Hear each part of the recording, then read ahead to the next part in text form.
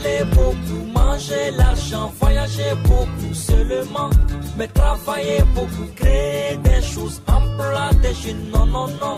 Les dirigeants africains, les dirigeants sont comme ça. Les grandes gueules. Le grand show de l'info sur Espace. Tous les matins, nous vous donnons rendez-vous.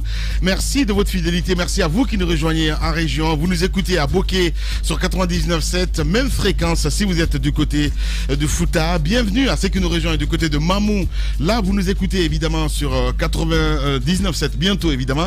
Alors, pour l'instant, c'est Fraternité FM, évidemment, qui relaie cette émission, mesdames et messieurs. Ceci dit, plusieurs moyens s'offrent à vous pour interagir sur nos sujets. Soit vous partez sur Twitter, le hashtag Espace GG, sinon le numéro de téléphone qui s'affiche juste en bas de l'écran, soit le 00224 657 39 13 13. Avec plaisir, nous allons prendre en compte vos messages dans cette émission Les GG sur Radio Espace Guinée.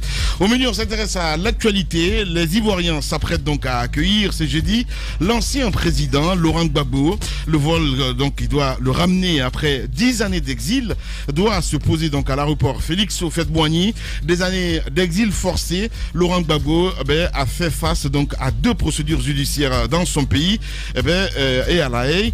S'il a été condamné donc par la justice ivoirienne, la Cour pénale internationale l'a acquitté faute de preuves. Ce retour aujourd'hui diversement apprécié peut-il favoriser la réconciliation nationale? C'est la grosse question que nous nous posons ce matin chez les GG sur Radio Espace. Le leader historique du Front populaire ivoirien continuera-t-il la bataille politique? L'autre question que nous essayons de comprendre ce matin. Et quelle est l'atmosphère aujourd'hui au sein de son parti qui est tout de même, il faut le rappeler, divisé depuis son départ en 2011. Réaction ce matin dans cette émission Les GG de Franck Anderson Kouassi, un des porte-parole donc du FPI, et Fernand Dédé, éditorialiste. Vous allez les entendre ce matin dans cette émission Les GG sur Radio Espace Guinée. D'autres sujets évidemment viendront s'ajouter à tout ceci pour votre plaisir. Encore une fois, merci de rejoindre l'équipe des GG avec Tamba Zakari Milimono. Bonjour. Bonjour Lamine. Bienvenue Tamba. Bonjour à tous. Voilà. Mon cher Jacques Lewalino, bonjour et bienvenue. C'est un truc quoi. Bonjour Lamine, bonjour à tous. Bienvenue Jacques. Oui. Tu dois faire attention de ne pas taper les femmes, hein, Jacques. D'accord. Voilà. Oui. Bonjour Mafoudi Bangoura. Bonjour Lamine, oui, bonjour. C'est bien ça. Voilà. Bien. La précision était très importante. Ouais. Alors Jacques contraint par la force et la violence physique ces journalistes, ces reporters à aller en conseil de rédaction. Ça devait être dit. C'est ce qui a provoqué ça. Exactement. On peut pas lever la main quand même sur une femme. Quand même. Et Antoine a plutôt salué et il a promis de s'inspirer de cela pour ses reporters. Ça aussi. Ne m'étonne pas. Ça ne m'étonne pas. Je ne sais pas quel genre d'homme il a à la maison, Antoine. Mais on va essayer de mener des enquêtes de ce côté. C'est ce que tu as dit. Bonjour, Daouda Mohamed Kamara. Bonjour Lamine, bonjour à tous. Mais je crois qu'avec des femmes comme Dédé, il faut parfois taper. Tu es terrible, toi. C'est pas possible. Bien, bonjour le jeune premier Djiba Milimono. Bonjour Lamine, bonjour à tous. Il faut éviter de séquestrer les femmes et les battre. Ah, ben voilà. C'est bien. Bien. Attention, Djiba Milimono. Bien, il fallait placer ça, c'est pas possible. Bonjour Antoine. Bonjour Lamine. Ce matin, j'ai entendu Madame Yero dire que le viol de Kylian n'est pas vrai. Bien. Le viol de l'étudiant, elle dit que c'est pas fondé. Bien. Il dit, mais quand c'est les hommes, on dit que c'est pas vrai. Bien. Il dit qu'il a été violé par 3 femmes. À ce niveau, il n'y a pas d'enquête. On dit que les médecins n'ont pas reçu pour faire des contrôles. On me dit qu'il n'y a pas assez d'enquête autour pour savoir si c'est vrai ou pas. Mais comme c'est un homme, la femme dit que c'est pas vrai. Bien. Donc on le prend comme ça. Merci beaucoup Antoine, c'est un sujet sensible. Attention les gars. Allez, on s'intéresse évidemment à cette actualité du côté de Bokeh. Vous avez tous suivi hier, mon cher Jacques Lewalino, la sortie du président Alpha Condé qui suscite encore évidemment débat dans la cité, mon cher Tamba. Oui, le président de la République qui a assisté, comme nous l'annoncions, au lancement officiel de l'activité du chemin de fer. Pourquoi tu ris, Lamine? Non, mais c'est ma vous dire. Je m'en sors sans problème. Voilà, merci beaucoup. Je te regarde, je te fixe. Voilà, d'accord. Voilà. Donc, finalement, le président de la République qui a assisté à cet événement, en tout cas dans l'histoire de l'activité minière en Guinée, ça va être un événement majeur, donc qui aura donc pu y assister. Et avec, comme à son habitude, des annonces. Mais 2 annonces majeures, justement, vont retenir vont retenir l'attention. La première, c'est celle qui consistera à dire que finalement, toutes les poches, toutes les portes de déperdition de nos fonds sont fermées. Désormais. Voilà. Désormais. Faut insister sur désormais. Désormais, au bout de 10 ans, au bout de 10 ans d'exercice, le président était au stage à l'école de la gouvernance pour la fonction suprême de la République. Et donc, il aura appris finalement par où notre argent il sort, en tout cas d'après ses dires. Et il parle des trous aussi. C'est de cela justement. Les trous ont été fermés. Désormais, ce qu'on peut en retenir, c'est que notre argent ne sort plus n'importe comment.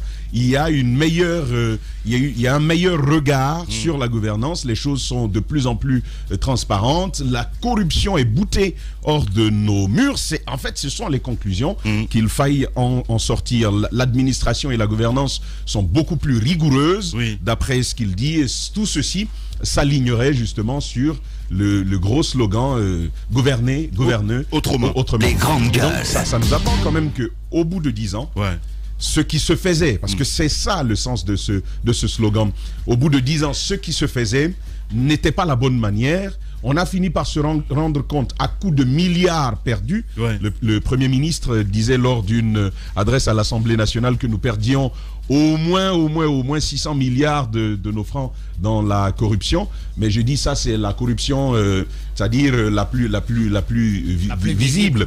Mais dans le fond, c'est loin au-delà de ce que nous perdions.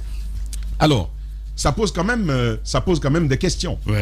La première, alors comment on explique que malgré le fait qu'aucun trou, que tous les trous aient été bouchés, que notre argent ne soit plus en déperdition, que le scandale, même s'il y a toujours eu la polémique et qu'il y a eu cette solidarité gouvernementale autour de la ministre, le scandale qui a quand même fait l'actualité pendant plusieurs semaines ici en Guinée sur les 200 milliards de francs guinéens pour lesquels il y a eu la solidarité gouvernementale et pour lesquels il n'y a pas eu de réponse qui puisse satisfaire l'opinion publique.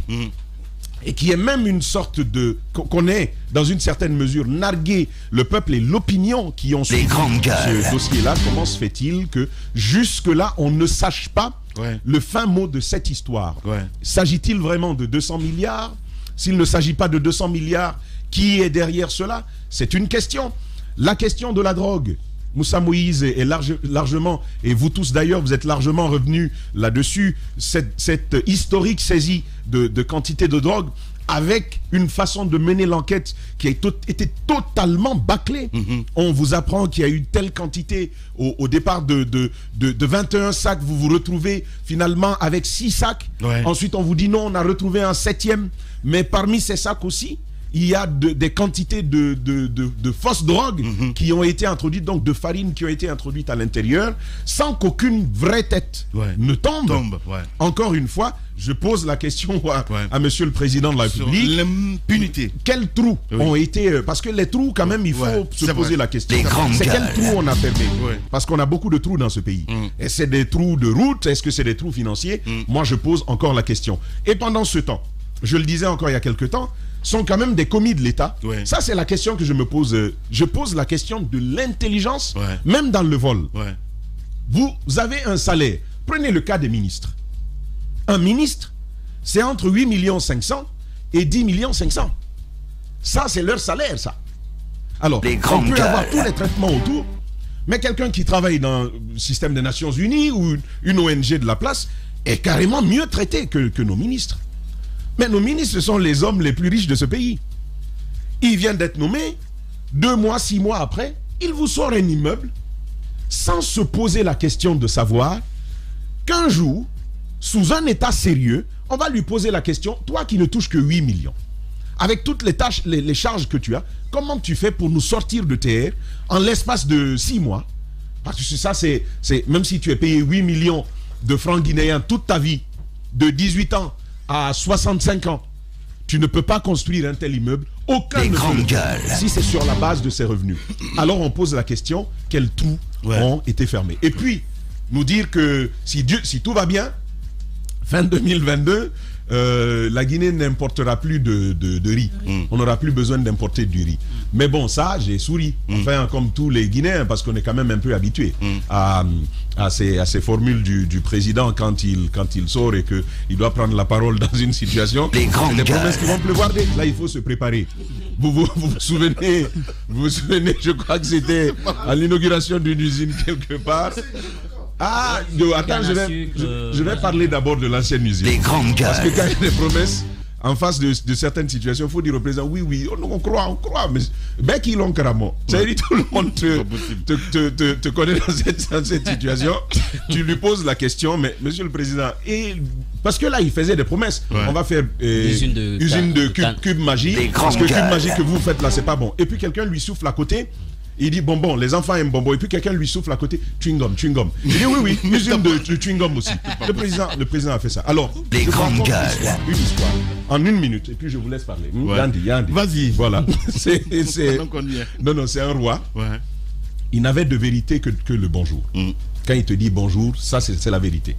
Si tu demandes comment il a dormi, c'est que c'est toi-même qui as cherché. Ouais. Il va te raconter des choses qui ne sont pas vraiment vraies. Ouais. Et donc, il avait un griot qui confirmait tous ses mensonges. Ça, c'est ce roi-là. Alors, mais la population a eu marre du mensonge du roi.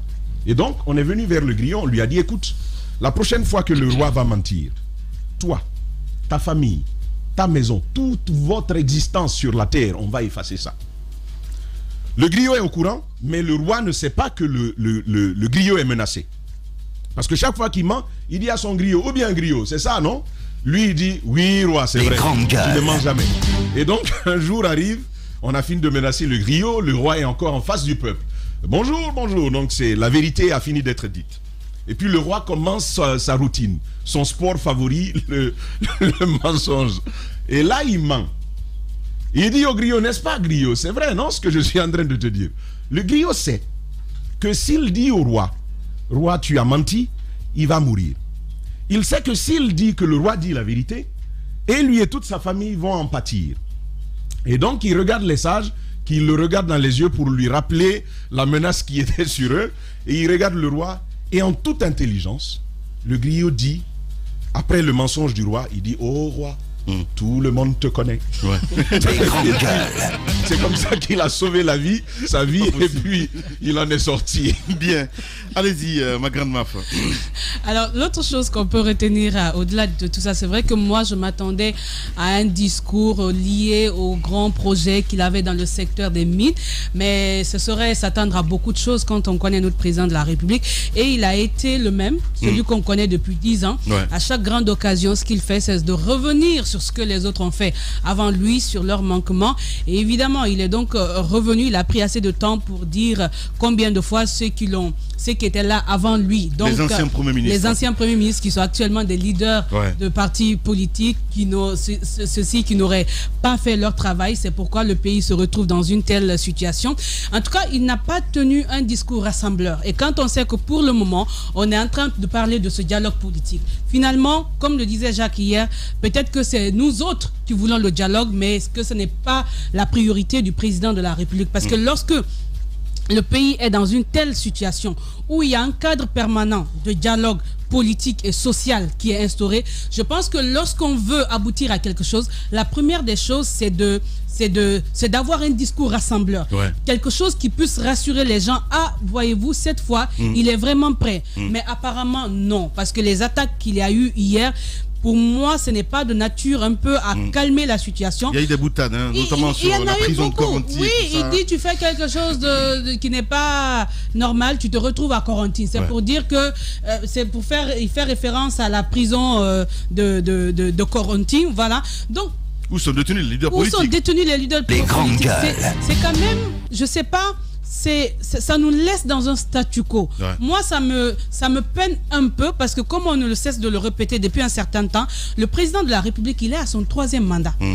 Même pas premier ou deuxième, il est à son 3e mandat. Ce qu'on attend effectivement de lui, ce sont des actes qui nous sortent de l'ornière.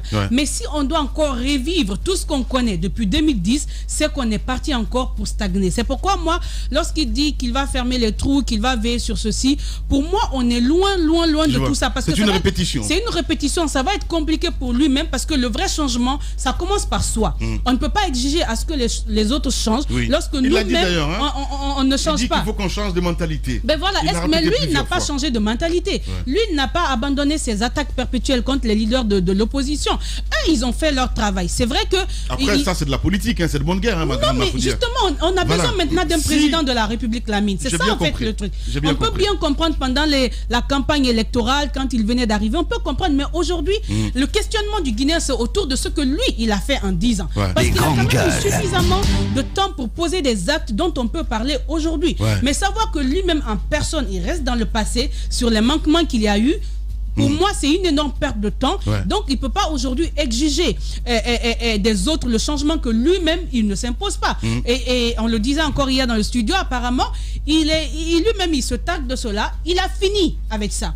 Il a fini avec les leaders de l'opposition. Le pays est calme, les gendarmes ne sont plus là, les policiers ne sont plus là.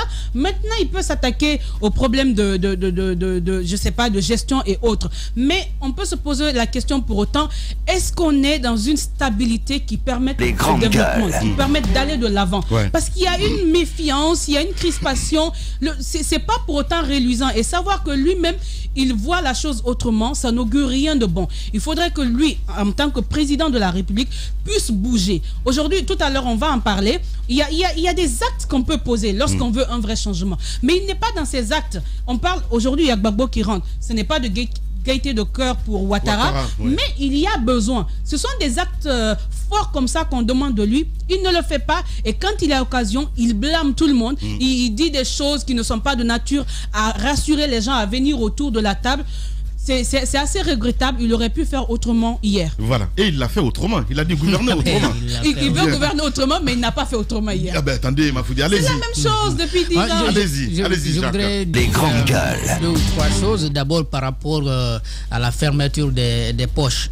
Il faut bien se poser la question, est-ce que le président, il oublie souvent qu'il a dit quelque chose hier et puis il revient, il le répète. La question de la fermeture des poches multiples, là, ça ne date pas de maintenant, c'est depuis 2011. Quand il est arrivé, je crois, la première mesure ou l'une des premières mesures qu'il avait prises pour un peu discipliner notre économie, c'était de créer une caisse unique. Donc la caisse unique a été créée, il avait dit que ça pourrait éviter, n'est-ce pas, des déperditions. Qu'est-ce qui est arrivé? Avant même qu'on atteigne 2012, il y a eu une première affaire au ministère de l'économie et des finances, c'est 13 milliards. Et puis, c'est un planton qui avait fait les frais. On a évolué comme ça. On est allé de 13 milliards à 20 milliards, je crois, à l'OGC. Et puis, 52 milliards à la RPT. Et depuis maintenant, l'année dernière, nous parlons de ces 200 milliards qui... et pour toutes ces affaires, il n'y a eu lumière sur aucune affaire. Ça, ce sont des cas de corruption qui nous ont été clairement remontés et pour lesquels l'agent judiciaire de l'État est allé jusqu'à se saisir et donc saisir les tribunaux pour qu'il y ait on peut mettre ça au crédit du Premier ministre, parce que en ce qui concerne l'affaire d'OGC, par exemple, il y a eu des sanctions quand même. Des sanctions? Il n'y a pas eu de sanctions. Il n'y a pas eu de sanctions. Je suis désolé. Pour quelle affaire il y a eu sanction? L'OGC, l'affaire. C'est vrai que... Voici ce qui s'est passé. On a entamé la procédure judiciaire. Il y a eu une première décision de justice concernant donc le directeur de l'OGP et après l'agent judiciaire de l'État est revenu pour noter, n'est-ce pas, des manquements qui auraient été constatés. Donc finalement, Paul Moussa Diawara, puisque c'est de lui il s'agit à l'OGP.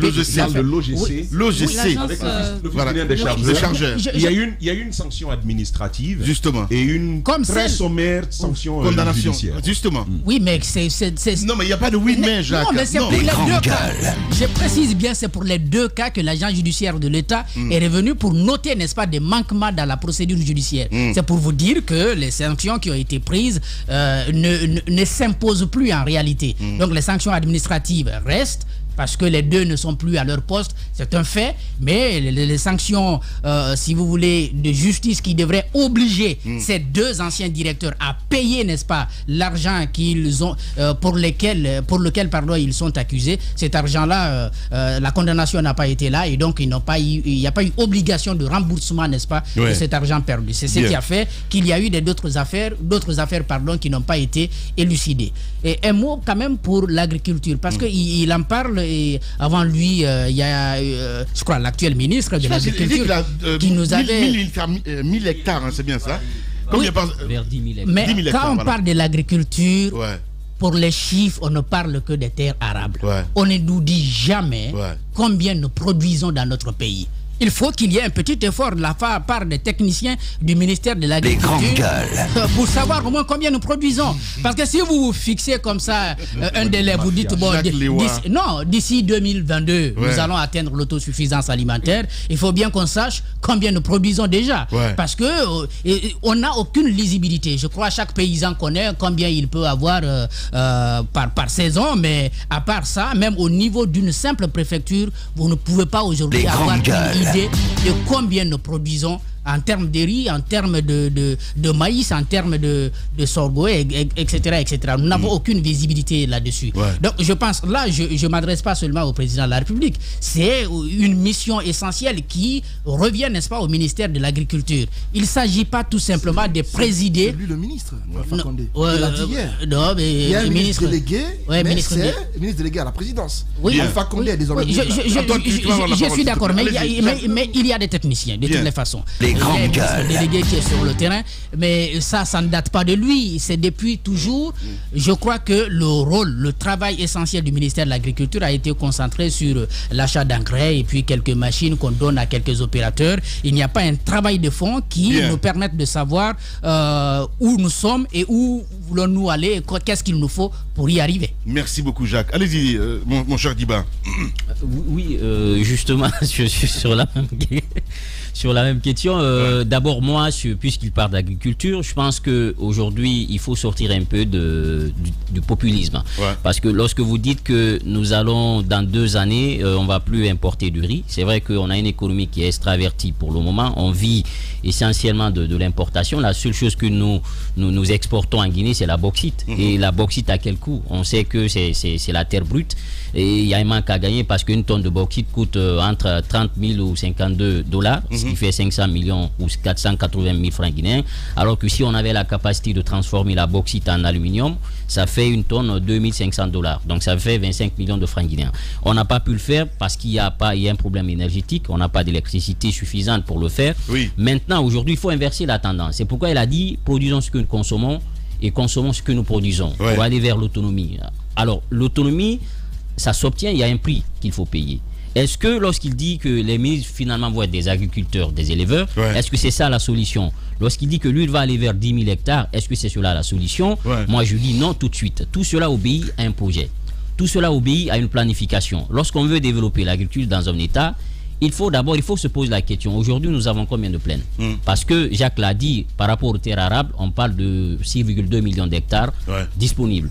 Seulement 50% sont exploités, soit 3,3 millions qui sont exploités. Si vous partez sur la plateforme du ministère de l'Agriculture, vous pouvez trouver l'information. Par rapport aux terres qui sont irriguées, on parle de 364 000 hectares disponibles, seulement 30 000 sont exploités. Qu'est-ce qu'on fait pour pouvoir viabiliser les autres? Ça, c'est une question qu'il faut se poser aujourd'hui. C'est pas en disant au peuple de Guinée, on va d'ici 2022 être autonome parce qu'on va produire beaucoup de riz. Il y a un travail de fond à faire. Au niveau même aujourd'hui, vous posez aussi la question de savoir si on veut développer l'agriculture, il faut des routes. Parce que les zones de production aujourd'hui, les infrastructures routières, il faut des routes. Est-ce qu'on est dans cette dynamique aujourd'hui? Je pense que non. C'est vrai que la route nationale, on est sur ce projet, mais les zones de production aujourd'hui ne sont pas atteignables. Donc il y a un travail à faire à ce niveau. Ça ne se fait pas en une année, en 2 ans, il y a un travail. Hier, Fadi, je me dis quelque part que l'espoir est permis, évidemment, en ce qui concerne, je vais dire, Serail, du côté de Boké. La zone de Boké. La zone de Boké. Boké Télémélé, quand même. Oui, Boké Télémélé. Justement, parce que. Tu vas me dire que ça englobe pas toute la Guinée. Je te vois venir. Non, mais c'est une vaste région. Il faut reconnaître. Voilà, justement. Il peut y avoir de l'externalité parce que. avec le passage, ça peut avoir des impacts. Mais loin de ça. Moi, je pense qu'aujourd'hui, si on veut développer l'agriculture, il y a beaucoup de paramètres. Parce qu'il y a l'interrelation entre les secteurs. Oui. Vous développez l'agriculture, il faut l'énergie. Ouais. Vous développez la bauxite, il faut l'énergie. Donc, est-ce qu'on a l'énergie suffisante pour transformer ces produits agricoles? Ouais. Il a dit, je pense que non. Donc, à ce niveau, il y a un travail de fond à faire. Il y a beaucoup de travail à faire pour aller vers l'autonomie. Rapidement sur la question politique. Il dit aujourd'hui qu'il y a la paix en Guinée. Que si vous partez dans les hôtels, il y a des investisseurs qui sont dans les hôtels, mais c'est en déphasage avec cette institution américaine qui nous avait refusé le financement à un moment donné parce que tout simplement au niveau de la démocratie, on n'avait pas. Mais le meilleur challenge qui disait qu'au niveau de la démocratie, qu'on n'avait pas assez de points. Ouais. Et aujourd'hui, c'est en déphasage avec le discours du chef de l'État. Ouais. Je pense que les investisseurs, c'est comme des oiseaux. Ouais. Lorsque vous jetez un caillou, ils prennent de l'envol. Les sont pleins, hein, voilà. Oui. Il y a beaucoup d'investisseurs. Oui, mais aujourd'hui, avec... on demande de serrer la ceinture. Justement, donc il y a toute une contradiction. Je pense qu'aujourd'hui, les investisseurs... Pas la cohérence. Les grandes il n'y a pas de cohérence là. Il n'y a pas de cohérence. Ouais. Parce que les investisseurs, c'est comme des oiseaux. Vous dites, jetez un caillou, ils prennent de l'envol. Lorsqu'il n'y a pas de confiance, il n'y a pas de justice dans un pays, ça veut tout simplement dire qu'il n'y a pas d'investisseurs. Aujourd'hui, ce qu'on dit à la justice, on dit qu'elle est taillable et malléable à merci. Les procès qui sont faits, ça n'honore pas la Guinée. Ces leaders politiques sont toujours en détention. Est-ce que dans cette période, on parle de paix? Cette paix, c'est à quel prix? Il y a eu des cas de mort, il y a eu des arrestations. On dit aujourd'hui, est-ce que les hommes en uniforme sont arrêtés? C'est une justice pour les uns, mais pas pour les autres. Non, je pense que le chef de l'État, aujourd'hui, il est un peu en déphasage avec la réalité sur le terrain. Je pèse mes mots. À un moment donné, il ne s'agit plus de parler beau. Il faut parler vrai. Le peuple de Guinée souffre. Il faut aujourd'hui un travail de conscience. Les grandes gueules. En Côte d'Ivoire, ça se fait. Il faut qu'on puisse aller vers cela. Il faut sortir des discours politiques. 10 ans après, il faut qu'il y ait des actes. On ne peut pas continuer à tenir les mêmes discours. Ça devient redondant. Moi, je pense qu'à un moment donné, il faut que le chef de l'État comprenne que le peuple de Guinée est fatigué. C'est un peuple qui est résilient, qui écoute. Mais à un moment donné, les gens vont dire tout de suite, eh bien, on ne veut plus vous écouter. Une partie du peuple, hein, c'est très important. Allez-y. Ouais, je suis d'accord avec vous. Bien sûr. Allez-y, Daouda Mohamed. Non, mais il faut commencer d'abord par préciser que le papy, il est apparemment bien en forme. Hein, parce que je vois que ses chemises serrent bien le ventre et puis ça tient bon, comme la chemise de Tamba. Voilà, il est bien, bien rajeuni. On le voit bien. Alors, bon, c'est un papy. Allez-y. Daouda. Voilà. Donc je crois. On va te tirer les oreilles. pour un peu parler de ce qu'on est en train de vivre aujourd'hui, quand j'entends le président de la République, j'ai décidé de prendre désormais les choses en main. Ça veut dire qu'on a eu 10 ans de perdu, 10 ans la Guinée dans la main de qui veut la prendre. Chacun prend ce qu'il veut dans la Guinée. Et puis on nous dit que c'est maintenant on va prendre les choses en main. Et qu'on sait désormais les trous, même les trous par lesquels passaient les souris. Mais sauf que on ne nous a pas dit la nature de ces trous. On ne nous a pas dit le vrai nom de ces trous. Le Premier ministre, il a dit que on perdait. Mais aujourd'hui, il est passé pour la seconde fois, pour la deuxième fois, je vais dire, devant l'Assemblée nationale. Il ne nous a pas dit ce que je vous avais annoncé à ma prise de fonction en 2018, qu'on allait lutter contre la corruption. Voilà les résultats qu'on a dans notre lutte contre la corruption. Il ne nous a pas montré. Il a plutôt continué à dénoncer. Il a plutôt continué à dénoncer. On s'attendait plutôt à ce qu'il nous dise pendant les 2 ou 3 ans. Voilà le combat qu'on a mené contre la corruption. Voilà ce que ça nous a permis d'obtenir. Les résultats. Cela n'a pas été le cas, sauf cet autre exercice qu'il a voulu encore quand la question lui a été posée autour de 200 milliards.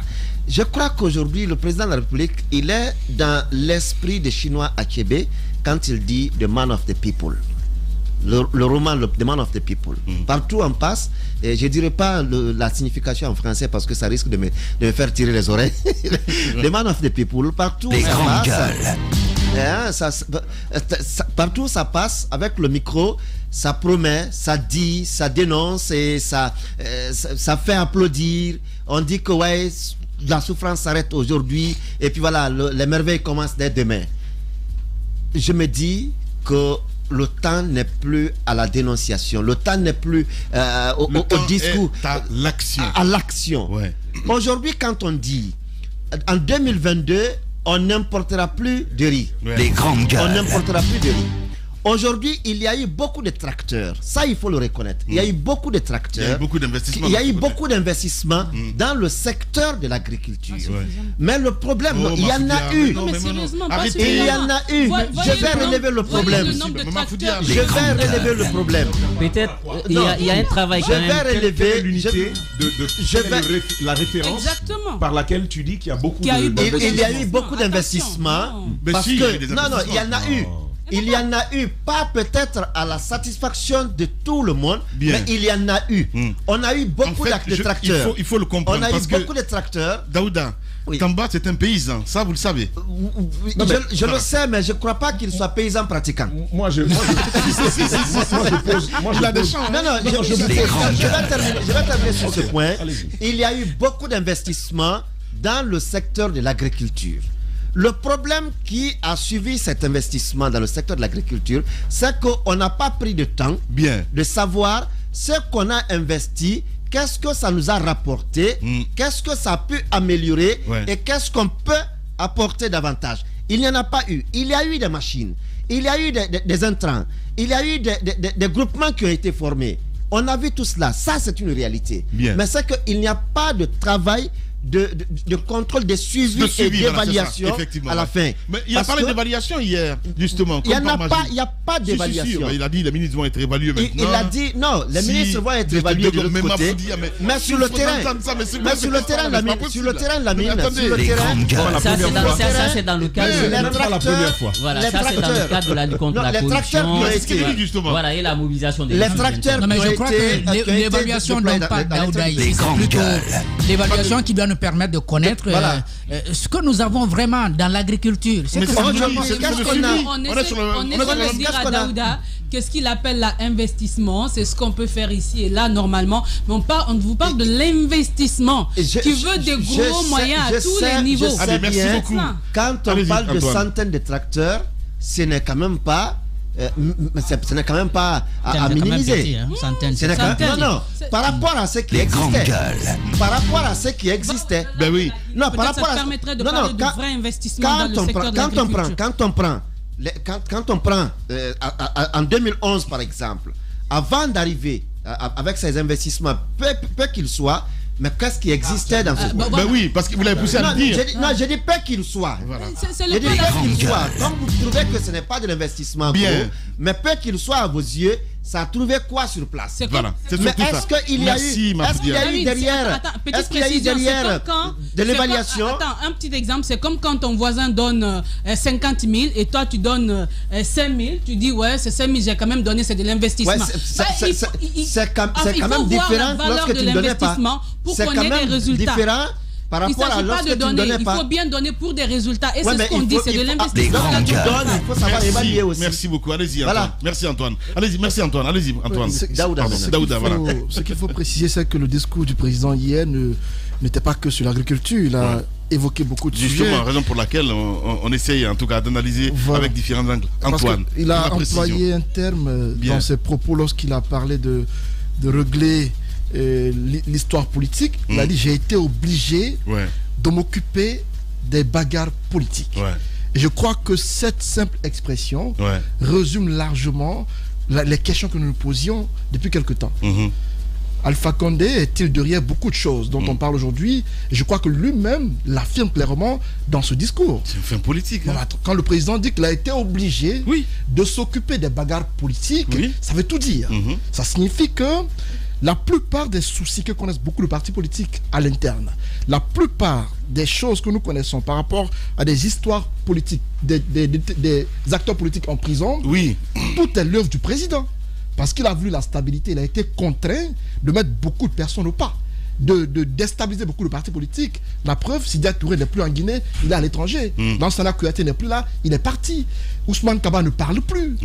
Cellou Dalein Diallo, pratiquement, il est entre le four et il est entre le marteau et l'enclume. La plupart des acteurs clés...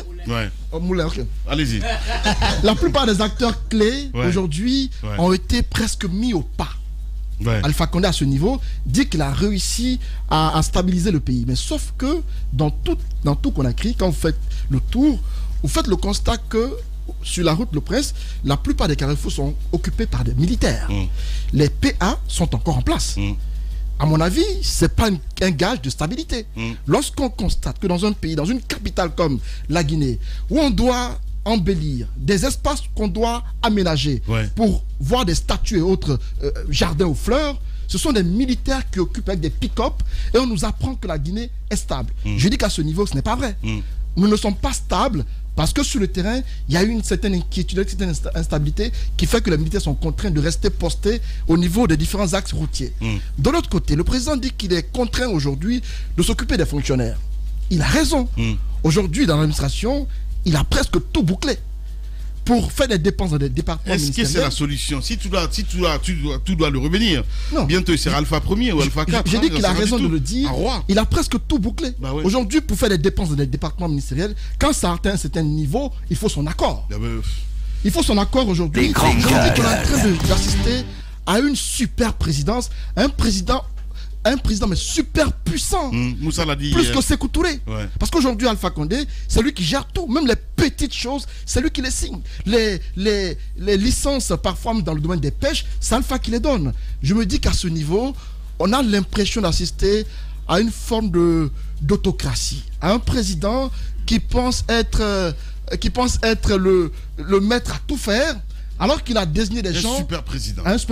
Alors qu'il a désigné des gens comme ministre pour s'occuper de certaines tâches. Je me dis que Alpha Condé, quelque part, est en train de passer à côté de la plaque, parce que le gouverneur autrement qu'il a annoncé à sa prise de fonction pour le 3e mandat, il est très loin de la plaque. Merci beaucoup, Antoine. Pour clore, il dit qu'il connaît désormais la Guinée. Voilà.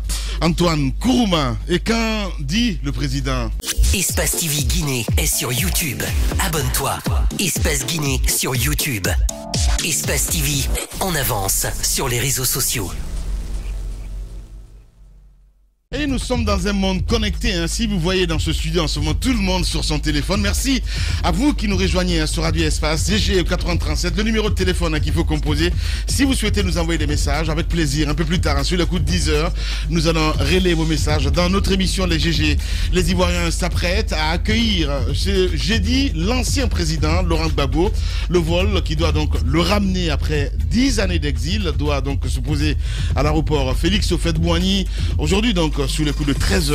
Nous essayons de comprendre ce matin, mesdames et messieurs, avec quelques intervenants de ce côté. Fernand Dédé, éditorialiste, que nous allons joindre dans un instant. Nous allons, si tout va bien aussi, appeler Franck Anderson Kouassi, un des porte-parole du FPI, qui seront donc les deux en direct dans cette émission. L'autre sujet, avec notre invité ce matin, Madame Fatou Baldé, la drépanocytose, donc une maladie souvent négligée qui fait pourtant très mal en Guinée. Les enfants, dit-on, qui naissent des mariages consanguins perdent donc la vie. Le mal n'est pas vite, si le mal n'est pas vite diagnostiqué, et dans tout le pays, donc il n'existe qu'un seul centre de prise en charge. Le seul centre est tenu donc par un privé. Comment approcher les équipements et médicaments donc des patients qui viennent en majorité de l'intérieur du pays? Cette question est posée ce matin chez les GG. Un appel donc à la mobilisation est nécessaire, et c'est ce qu'il veut faire donc ce matin Fatou Baldé, présidente de la coalition des femmes leaders de Guinée, en collaboration avec Adafo Média, entre autres. Elle veut donc obtenir la participation de tout le monde en vue d'acquérir un appareil d'échange transfusionnel de globules rouges, Nous pourrons ainsi sauver donc les vies. Nous allons en parler ce matin avec notre invité qui nous rejoindra évidemment dans la deuxième partie de l'émission. Nous allons partir en Côte d'Ivoire, mon cher Jacques, dans un instant. Mais d'abord, Gbagbo, en quelques dates, on va le dire comme ça, mais on sait bien que c'est l'ancien président ivoirien. 10 ans d'exil, on l'a dit. Si normalement la régie est prête, on peut voir quelques dates à l'instant à l'interne. 10 ans d'exil, et tout va commencer en 2011, après cette présidentielle qui a connu des tensions vives, une crise post-électorale assez longue, puisque la présidentielle, c'est comme la Guinée, nous étions engagés pour 2010. Difficulté majeure, ça va finir par la guerre finalement, et ceux qui ont vaincu, c'est bien sûr le camp de Ouattara. La communauté internationale va intervenir, et finalement c'est la Cour pénale internationale qui va se saisir de son dossier principalement. Ce transfèrement va avoir lieu fin 2011. du côté donc de La Haye. Et depuis ce temps, on était en train de suivre cette procédure judiciaire qui avait d'une certaine façon suscité beaucoup d'interrogations et parfois même de l'indignation chez certains observateurs, qu'ils soient ivoiriens ou africains tout simplement. Parce que la guerre a opposé deux camps. On a eu de cesse de le signaler. La procureure Fatou Bensouda, qui vient d'ailleurs de déposer ses valises du côté de La Haye, avait enquêté seulement au sein d'un seul camp, donc le camp de Gbagbo. Les célèbres détenus, c'est donc Laurent Gbagbo et son fils Charles Blé Goudé, qui vont mettre en difficulté toute la démarche de Fatou Bensouda, puisque elle n'a pas pu obtenir des preuves nécessaires. Et c'est justement parce qu'on n'a pas eu de preuves que Laurent Gbagbo va être acquitté avec Charles Blé Goudé. Il y a eu beaucoup de tractations pour son retour. Dans un premier temps, on ne voulait pas, en tout cas on n'a pas voulu qu'il revienne maintenant en Côte d'Ivoire. Avant la présidentielle, c'était en principe prévu, ce qui n'a pas été du tout facilité puisqu'il n'avait pas ses pièces d'identité. Il lui manquait la carte d'identité et les passeports. C'est un peu après que la présidence ivoirienne a pu faciliter cela. Aujourd'hui, les interrogations se posent tout naturellement avec son retour. Est-ce que la réconciliation est possible d'abord au sein de sa propre formation politique, parce que le FPI, après son départ, Afin Guessan a composé autour de lui un groupe avec lequel il a participé à deux présidentielles et puis aux élections législatives. Il était devenu finalement un chef de file de l'opposition à l'image de celui que nous avons actuellement en Guinée, pas suffisamment fort, mais puisqu'il était le seul de toutes les façons. Et aujourd'hui, les Ivoiriens disent qu'au sein de l'opposition ivoirienne, il n'y a pas de leader charismatique, il n'y a pas de leader puissant. Est-ce que le retour de Gbagbo va l'obliger ainsi à reprendre, n'est-ce pas, le flambeau et puis continuer la marche politique? La question reste posée, et surtout que ses principaux adversaires sont aussi sur la scène. C'est Alassane Ouattara, c'est Henri Konan Bédié qui reste encore là au devant de la scène. Et puis l'autre question, c'est la fameuse question de la réconciliation nationale, parce qu'il ne faut pas l'oublier, les victimes ou leurs proches continuent quand même de prendre très mal ce retour. Ils estiment que justice n'a pas été rendue. Voilà. Allez-y, Mafoudia Bangoura. Alors oui, on s'attend aujourd'hui au retour de Laurent Gbagbo dans le pays, et bien évidemment c'est cette question liée à la réconciliation qui va être posée. Je me rappelle lorsqu'on annonçait son acquittement et qu'on a eu le débat dans ce studio, la question pour moi le plus important, c'est toujours de savoir alors qui est coupable de la mort de ces 3000 Ivoiriens. Mais apparemment pour les Ivoiriens eux-mêmes aujourd'hui, c'est dans quelle mesure ils peuvent obtenir cette libération. Il y a eu une lutte à l'interne avec cette frange quand même de la formation politique de Gbagbo, FPI quand même, qui a dit, qui a tenu à ce que tout se passe autour de lui et qui a finalement obtenu son retour. On se rappelle encore de cette incompréhension où je ne sais pas ce qui s'est passé, mais lorsque le parti même a annoncé la date du 17, alors que ce n'était pas consensuel, en tout cas avec la partie d'Alassane Ouattara, mais finalement l'État ivoirien a pris acte et aujourd'hui il va rentrer dans le pays. C'est quoi l'avenir politique de Laurent Gbagbo? Comment les choses vont se dessiner? Jacques rappelait quelque chose tout à l'heure. On a dans ce pays comme le nôtre les mêmes réalités par rapport aux formations politiques. On a Henri Konan Bédié qui demeure malgré son âge, on a Alassane Ouattara qui malgré son âge aussi demeure, et Laurent Gbagbo qui revient et qui veut demeurer. Ces formations politiques qui tournent autour de ces leaders politiques. Donc comprenez que quelle que soit la situation, aujourd'hui on se battra pour que Gbagbo revienne. Il est revenu. La question c'est quel avenir politique et comment l'avenir même de la Côte d'Ivoire va se dessiner avec ces leaders politiques qui semblent être parmi ceux qu'il va falloir choisir pour 2025 par exemple. Merci beaucoup à Mafoudia Bangoura. Antoine, en quelques dates, Laurent Gbagbo, un homme, un parcours, hein, voilà. Oui, si la régie est prête, on va y aller avec le schéma qui retrace le parcours de Laurent Gbagbo. Il faut rappeler que c'est un leader historique, un opposant historique. En 92, il crée le FPI, le Front Populaire Ivoirien. Toujours en 92, il est emprisonné pendant 5 mois à l'issue de la marche du 19 février. En 2000, il est élu président de la République de Côte d'Ivoire. En 2002, Gbagbo voit la naissance d'une rébellion dans son pays, et suivi d'un coup d'État qui n'a pas marché. En 2010, il conteste les résultats de la présidentielle proclamée par la CEI. Il s'ensuit une crise post-électorale qui fera près de 3000 morts. En 2011, il est accusé il est arrêté à sa résidence privée de Cocody. Puis en 2016, débute son procès à la CPI pour 4 chefs d'accusation. En 2019, Gbagbo est acquitté par la CPI, décision confirmée en appel en 2021. Puis ce 21 juin 2021, ce 17 juin 2021, Gbagbo retourne dans son pays, la Côte d'Ivoire. Comme pour montrer que Gbagbo, pour être à ce stade, il a fallu du chemin. Et moi, je me dis que ce qui arrive à Gbagbo, moi, j'aime les grands hommes. J'aime les hommes qui ont du parcours. On peut ne pas aimer Alpha Condé. Alpha Condé a un parcours. Et ce qu'il a amené au pouvoir. Gbagbo a été l'opposant historique de Houphouët-Boigny. Il a été le seul à s'opposer à Houphouët à l'époque. Et il faut rappeler que Houphouët a eu 4 héritiers à l'époque. Et ce sont eux qui, depuis 90, se disputent le pouvoir. C'est Gbagbo, c'est Alassane, c'est Bédié, c'est Guy Robert. Il y a l'un qui a quitté, malheureusement, et qui a rendu l'âme, c'est Guy Robert qui a été tué en 2002.